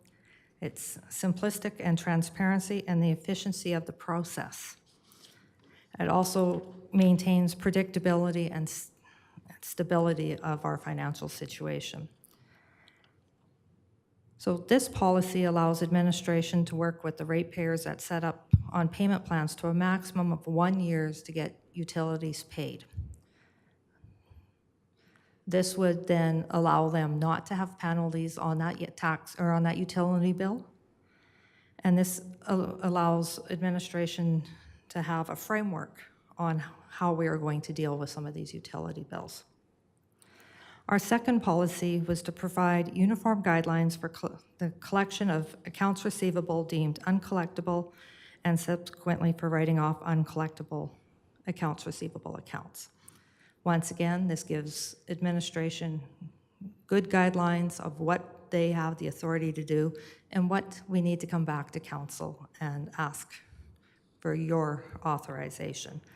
So basically on our accounts receivable policy, anything under $500, administration would be able to write off. That is all excluding property taxes. So we are asking council for adoption of these two policies. Is there any questions? Thank you, Leanna. Questions for just have Deputy Mayor? I'm referencing section 5, Leanna, on page 4 of the report, or page 161 of the agenda. And I'm just wondering if you can speak to what the definition of a doubtful account, what's noted here as a doubtful account. I'm sorry, what page was that on? It is page 4 of 5, or page 161 of 300. And it is section 5. Thank you. 5.1. There's so many policies in here, I want to make sure I got the know. right Yeah, page. thank you. Where an account that is deemed uncollectible is normally an outstanding account that's greater than 90 days, where we have tried to do collection calls, we've sent letters, and at that point, we've probably already sent them to collection. And once they have not been able to collect through the collection agency, this is where we have to get authorization to write them off. So this streamlines the process and allows you to have the confidence in administration on looking after all of our dollars. Thank you. Your worship, would you entertain a motion? Your worship, I would move that council adopt the forgiveness of penalties on utility bills for hardship cases policy number 1813 as presented in attachment 1. And if I might speak to the motion, your worship. Yes, please. 3 years of COVID, unemployment, and other travesties have impacted the town's ability to cope with finances, and thank God for our finance department and the creative, hardworking, industrious people you are. It's also created immense hardship among our community people. And I think that this is one of the best policies I've ever seen in terms of being sensitive to hardship and to need. And I speak with some experience because many years ago, in a similar downturn in economy, I was a single parent with many, many children. So I know, and I was in university, so I know what hardships can come about by monthly bills. And even though, you know, you've done this so that it's spread out over time and the money is still the same, lessening the impact on the month to month for people who are living month to month is a very, very sensitive, reasoned, and responsible thing to do, both from a town council perspective in terms of oversight and ownership, and also from just a human caring prospect. And so I'm grateful to the time and the effort and the sensitivity that's gone into this. The only thing that would make it better for me is that our administration would have more power and oversight in this, but that's something we can deal with in a future date. And so I thank you for this. And I will vote in favor, Your Worship. Thank you for that. And we do have a motion on the floor. Is there further discussion? Seeing none, I'll call the question. All in favor? Aye. And that motion is carried. Thank you, Liana. We move now to 8.7, Fortis Alberta Electric Distribution System Franchise Agreement, 5-year renewal, page 173. There's another motion, Your Worship. Oh, sorry, that's right. Your Worship, I would move that council adopt the accounts receivable policy number 1815 as presented in attachment 2. Thank you. Thank you for that, Deputy Mayor. Any further discussion on that second motion? All in favor? Aye. And that motion is carried. And now we move to 8.7.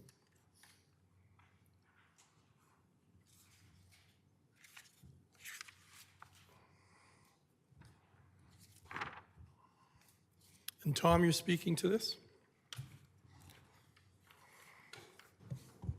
Hello again, Mayor and Council. Yes, I will be speaking on this very briefly. I know it's a long meeting. I think the report kind of just highlights where we're at with presenting a renewal option before Council for renewing the current 10-year agreement that we signed in 2014 that expires at the end of 2023. Based on the agreement, there's timelines of when we have to have notification from Fortis to extend it and then for us to reply. So we want to get that done prior to the 10-year expiration of that agreement at the end of 2023. So we have before Council right now a 5-year renewal. It would be under the same terms and conditions that we have in place now.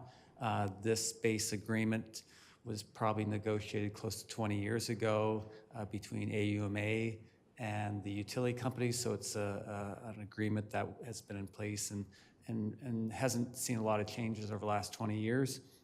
So it's a common template that is out there. We do have the option over the next 10 years to do 2 5-year renewals. So this would be the first 5-year renewal. As we indicated during the budget process, we are currently at the maximum rate of 20%. We've kind of identified in the report some of the revenue that we received over the last 6-7 years and where we're at now for this year's budget. So without going on too far, I'm just here to answer if Council has any questions. Any questions from Council first before a motion? Seeing none, then I'm looking for a motion. Deputy Mayor? Your Worship, I move that Council authorize the CAO to provide written approval to Fortis Alberta to renew the electric distribution system franchise agreement for a 5-year extension. And we don't need to make any mention, Your Worship, of subsequent 5-year, just, this is good. All right, thank you, Your Worship. Thank you for the motion. And now that we do have one, is there discussion on that motion? Seeing none, all in favor? Aye. And that motion is carried. That now brings us to item 9, bylaws. 9.1, land use amending bylaw number 22-25. 8.9. Sorry, yeah, the Alberta Community Partnership Grant. Thank you.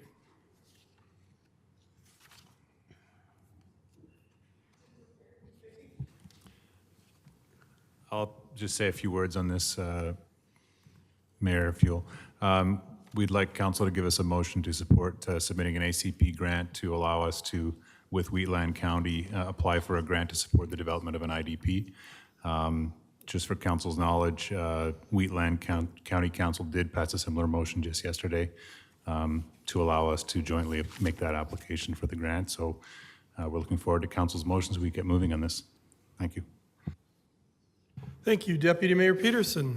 Oh, sorry, Your Worship, I forgot to have my light on. So I would move that Council authorize administration to apply for the Alberta Community Partnership Grant in collaboration with Wheatland County to support the development of the Strathmore Wheatland Intermunicipal Development Plan. I look forward to this, Your Worship. It's a wonderful idea. Any further discussion on the motion? Seeing none, all in favor? And that motion is carried. Thank you. Now we can move on to 9.1, Land use amending bylaw number 22-25, second and third reading, page 244.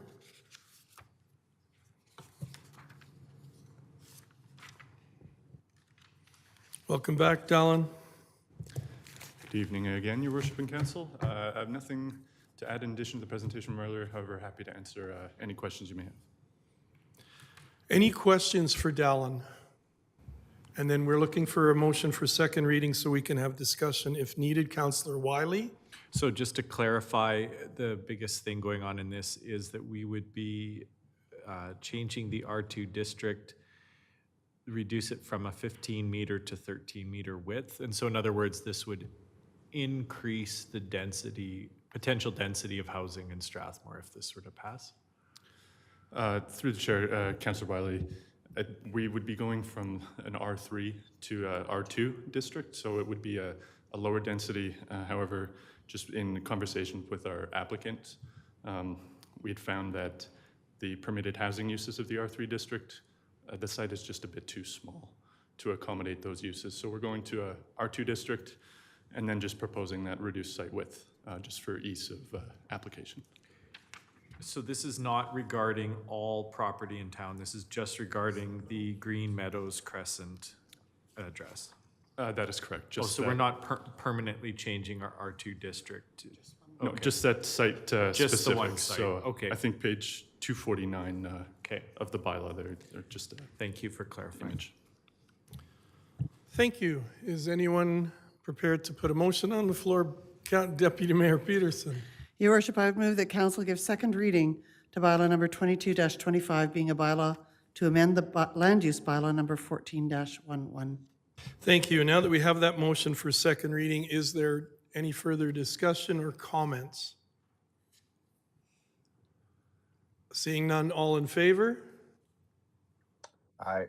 Thank you. And all we need now is a motion for third reading. Councillor Langmaid. Thank you, Your Worship. I'd like to move that council give third reading to bylaw number 22-25, being a bylaw to amend the land use bylaw number 14-11. Thank you for that motion. All in favor? Aye. And that motion is carried. 9.2, 2023 fees bylaw number 22-27.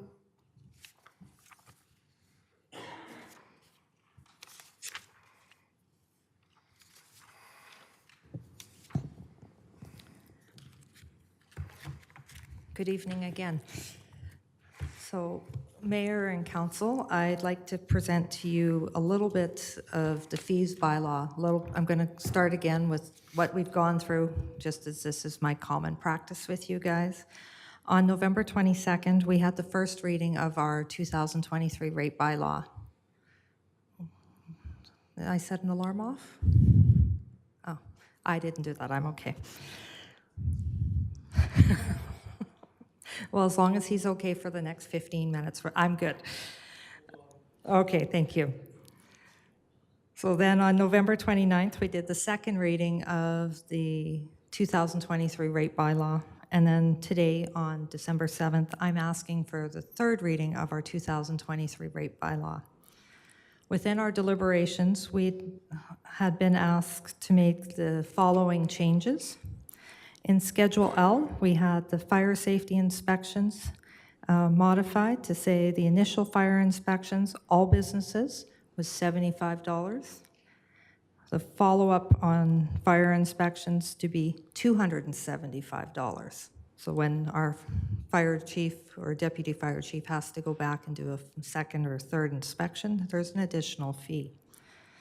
In Schedule B, we had to add the, and I'm going to struggle with these words again, pavement to get degradation fees, trench width equal to or less than 2 meters at $18.44 per linear meter. And then the pavement degradation fee trench width greater 2 meters to be at $12.29 per meter squared. Then council had requested in Schedules C, D, N, and O to increase our recreation fees by approximately 5% while still providing administration the allowances to round fees to even amounts. And then finally, one of the last comments that we had on our fees bylaw was that in Schedule F, we add Urban Hen's annual license fee of $50. So now I am looking for your motions. And if you have any questions, fire away. Any further questions for Liana? Then I'm looking for motions. Councillor Mitzner, I'll move the council amend the 2023 fees bylaw number 22-27. Schedule F as follows. Urban Hen's annual license fee, $50. thank you. All in favor? Aye.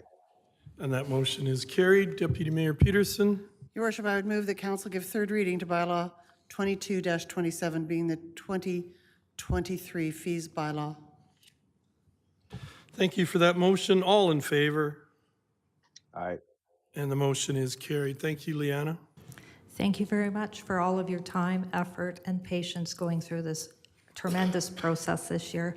And I look forward to starting the 2024 process a little earlier than what we did this year. Thank you. Thank you very much. We move now to item 10, councillor information inquiries. 10.1, questions between councillors and/or council statements. And I'll start us off. I just wanted to welcome back Deputy Mayor Peterson, who's been quite ill, and we look forward to her strength on council again and having her back. And also, I'd like to thank Councillor Richard Wegener, who had hip replacement surgery a week ago, and is back here in person right now. So thank you very much for your steadfast approach to being a councillor. And we didn't miss any meetings. Nice job, you guys. No, Richard missed one. Any other councillor questions or statements? Councillor Wiley. I just want to publicly acknowledge and thank Deputy Mayor Denise Peterson and congratulate her on her Queen's Jubilation Award that she most deservingly won for a lifetime of service to our community. So thank you. And I think, Pat, you got one too.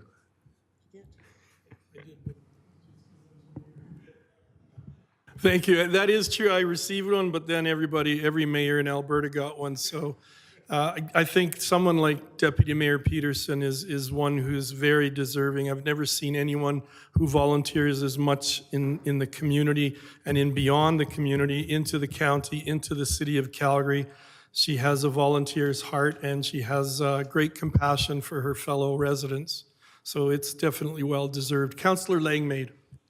Thank you, Your Worship. I'd like to take this opportunity to also congratulate our community member, Lynn Fair, who also received one of the Queen Elizabeth II Platinum Jubilee medals at an award ceremony last weekend.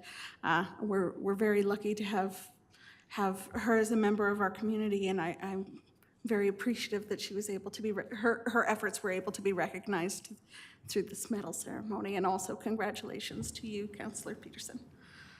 Thank you, Councillor Langmaid. Deputy Mayor Peterson. Your Worship, I really am humbled. I think that, when you're allowed to volunteer, people give you a gift.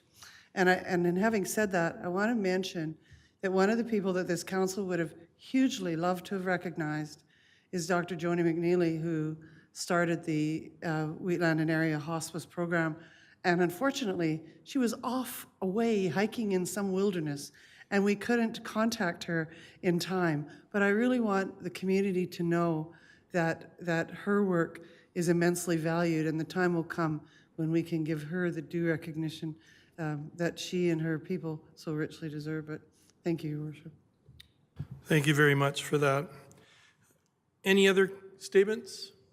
Then we move now to question and answer period. Does anyone have any questions burning questions for our CAO, for example? Things that might guide you through your lives? Yes, that's true. It's true and disturbing. I don't think we have anything this time for you, CAO Scoble, so you're off the hook. And we move now. We do not have any administrative inquiries, I believe, Jonathan. That's true. Thank you. So we move now to 10.5, notices of motion. 10.5.1, notice of motion, council procedural bylaw amendment. Councillor Mitzner. I move that council direct administration to amend section 10 of council procedure bylaw number 22-10 to include a clause stating that if the mayor is unable to attend the meeting in person while other members of council are attending the meeting in person, the mayor will relinquish the chair and the deputy mayor or a member of council attending the meeting in person will preside over the meeting. And would you like to speak to the motion? No. Any discussion on the motion or comments? Councillor Montgomery, did you have your hand up? Thank you. This seems reasonable. And I guess I would just like to get your take on it as the chairperson. I would be interested to hear your feelings on it. Okay, thank you. My feelings would be I would hate to create a blanket policy based on one meeting. I was ill one meeting and I felt it was really important to be there because there was a couple of items that were going to be voted on. In hindsight, what I would have requested through Jonathan and Kara's guidance is a way to move agenda items up earlier in the meeting so that I could exit the meeting sooner. But I would hate to handcuff future mayors in case. I'm sure the technology and Zoom meetings will improve. They'll probably become more interactive, much more easy for a chair to function in a Zoom setting. So I will not be supporting this just because I think we're potentially making a blanket motion to affect further councils and mayors based on one meeting, one situation. Anyone else? Councillor Langmaid? Thank you, Your Worship. I won't be voting in favor of this motion tonight or in support of this motion. Not that I don't understand where it might be coming from, or where I think it is coming from. But in general, there's some flexibility and grace that's required during these times when we're trying our best to keep our fellow councillors and administration healthy if we're staying home. Sometimes I understand, mayoral duties may call you away for certain conferences or meetings, and we all may have times where we prefer, for various reasons, we may prefer to attend virtually than in person for a meeting. I think providing that flexibility, that same flexibility to the mayor without asking him to relinquish his chair, that we all enjoy ourselves the ability to have that flexibility without our input or participation in the meeting changing. I'm hesitant to make this an overarching rule, and I prefer to defer to the mayor of the day, the mayor any day, to what they think might be best for their particular situation, like you had outlined, Mayor. So, yes, I won't be able to support this motion this evening. Thank you. Thank you, Councillor Langmaid. Deputy Mayor Peterson. Thank you, Your Worship. I really think that whenever a body has an elected chair, that whenever they can be there to chair that meeting under the experiential process that they have, and I know the preparation that you go to each and every meeting in preparation for meetings, that it's always valued for a chair, regardless of whether it's this council or other elected chairs in other venues, to have that experience. In my 2 and a portion of terms on council, when you sit as deputy mayor for a period of 8 months in a term, you're sometimes afforded opportunities to sit in that chair position, and it must always strike fear into the heart of legislative services because you lack that experience. So I would always choose to have an elected official chosen as mayor or chair to sit in that role, regardless of whether they are on or off site, and just because of the experience that they bring to the table.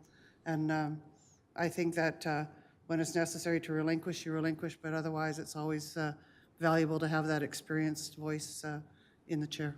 Thank you. Thank you for that. Any further comments? Councillor Montgomery. So question for administration. Currently, if, let's say the mayor was calling in and he decided that his connection was not good enough to say chair the meeting, does our procedure bylaw allow the mayor to relinquish the chair to somebody who is attending in person, based on the way our procedure bylaw is currently written? Councillor Montgomery, are you saying he can relinquish the chair to someone who may not be the deputy chair? Is that part of what you're asking? Well, so like in this motion, it says the mayor will relinquish the chair. So that's kind of concrete. What I'm kind of thinking is if we just amended it to say the mayor may relinquish the chair, then it's up to their it's kind of their choice. So, but if it's already in there that the mayor has that ability, I don't see the need to restate that. I'm just wondering if the mayor currently has the ability to let somebody else chair the meeting, even if they're still attending. Jonathan, do you know if our policy allows for a mayor or the chair of the meeting who may be doing it via Zoom to be able to turn the chairing duty over to a deputy mayor or another councillor? Thank you, Your Worship and Council. Yeah, the chair could relinquish the chair at any moment. Good example is when you're making a motion, you would relinquish the chair to the deputy mayor to make said motion. So that is an opportunity for sure. Okay, thank you. Councillor Wiley? I thought my mind was decided on this, that I was going to support this motion. Deputy Mayor Peterson's comments, though, have definitely almost persuaded me. I guess my last sort of holdup is that as the technology currently stands, when, for example, a PowerPoint goes on and Mayor Fuel is at home, he can't see on our end the comments or questions that we might wish to ask. But I suppose the solution for that, and I think this is a limited number of times, is that he or she, the mayor, could relinquish the chair during the PowerPoint or during the presentation, and then we would be able to comment. But because I think that's my last holdup, is that it is not a very smooth running meeting when the mayor's not able to see. No, but even as I'm thinking, there's been times where, there's the vote and then the mayor at home just cannot see, our comments. I don't know. I'm still thinking out loud here. I'm not sure how I feel. I think I still will be supporting this motion, but perhaps if there are some solutions that other people are thinking about, especially around the presentations. Thank you, Councillor Wiley. Deputy Mayor Peterson and Councillor Mitzner. I think there's a really simple solution, and that is either a dual or split screen. It's really easy. We do it all the time in other meetings, and where I'm chairing and there's a presentation up and you're sharing a screen. You can split screens, or you can dual screen. And I think it's mindfulness. You need to have that mindfulness to be able to do that. But I would accede to Chris or Jonathan, but I think it's easy to do. Thank you, Your Worship and Council. We do have limitations with our current AV setup. One of them is that depending on what's being shared in chambers, the sound from the Zoom call may not come into chambers. So if we have the operator desk going on the projector screen here, if someone's on Zoom and they're trying to ask a question, that sound's not funneling into council chambers. So whoever's at the operator's desk at the back has to be kind of on the ball to ensure that if someone's trying to speak, we can switch to the Zoom call in chamber. So we do have some limitations with the AV setup. Having said that, there are probably solutions that we could continue to look into, and whatever council decides today, we can find a solution, make it work for council as best we can. Thank you, Jonathan. And Deputy Mayor, Councillor Mitzner. Yeah, I'd just like to expand that this motion was just to make the process and the procedure of our meetings more efficient and so that they can run a little bit quicker. Thank you. Okay, any further comments? Then I'll call the question. All in favor? And opposed? And the motion is defeated. That brings us to 5.2, Notice of Motion Aquatic Center, Councillor Montgomery. Okay, so I'm just reading the notice of motion, I guess.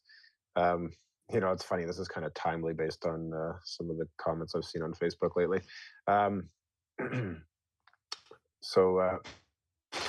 Whereas the Town of Strathmore's 2022 to 2025 strategic plan identifies 6 priorities for council to focus on during council's term, and whereas council has identified financial sustainability and community wellness as priorities for the town, and whereas council believes citizen perception of value from tax dollars is an important measurement for financial sustainability, and whereas recreation facilities contribute to the overall health and wellness of Strathmore residents, and whereas council values citizen engagement and feedback on town service levels, notice is hereby given that the following motion will be brought forward for consideration at the January 18th, 2023 regular council meeting. That council direct administration to review the costs associated with raising the pool temperature in the aquatic center. Sorry, Councillor Montgomery, could I just get you to maybe put that into a motion form? Just say, I move that council direct. Would that be all right for you? Because we're moving beyond a notice of motion to your actual motion tonight, aren't we? The motion is for January 18th. Yep. So do you understand what I'm saying, Councillor Montgomery? We're moving from a notice of motion that you gave to an actual motion tonight. So if you could word it maybe so that it's in that motion form, no? Yeah, I'm happy Jonathan? to make this. Yeah, I'm happy to make it tonight if you guys want. Is this a notice of motion that's just coming tonight, or is this one that, okay, I thought this came to us prior, sorry, that's my fault. Okay, carry on, Councillor Montgomery. Yeah, that's okay. I did send it earlier. So, so the motion will be that council direct administration to review the costs associated with raising the pool temperature in the aquatic center and changing the pool programming to include more public swim times, and that council direct administration to conduct a survey with Strathmore's residents regarding the pool's temperature and programming. Thank you for your notice of motion. Thank you. And I apologize for the confusion. And that moves us to the closed meeting.